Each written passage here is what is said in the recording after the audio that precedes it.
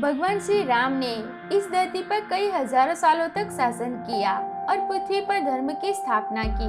लेकिन एक समय ऐसा भी आया जब भगवान श्री राम को अपने प्राणों का त्याग करना पड़ा।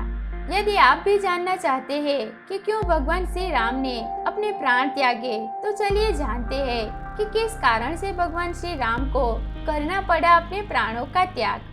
भगवान श्री राम ने धरती पर 1000 वर्षों से भी ज्यादा समय तक शासन किया है।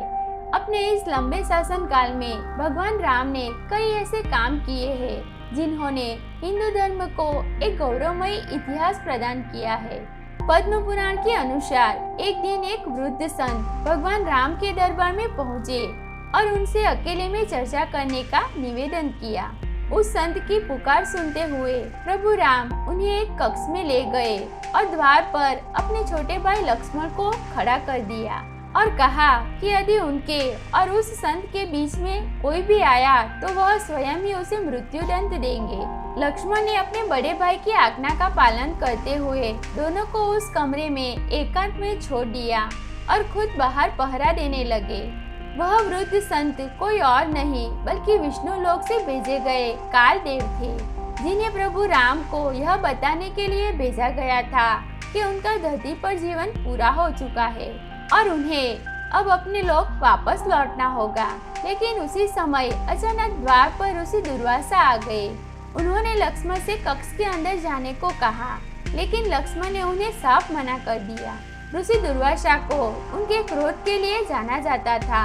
उनके क्रोध को हर किसी को भुगतना पड़ा था। लक्ष्मण के बार बार मना करने पर भी ऋषि दुर्वासा अपनी बात से पीछे नहीं हटे और अंत में भगवान श्री राम और लक्ष्मण को श्राप देने की चेतावनी दे दी, जिसके बाद लक्ष्मण की चिंता और भी अधिक बढ़ गई।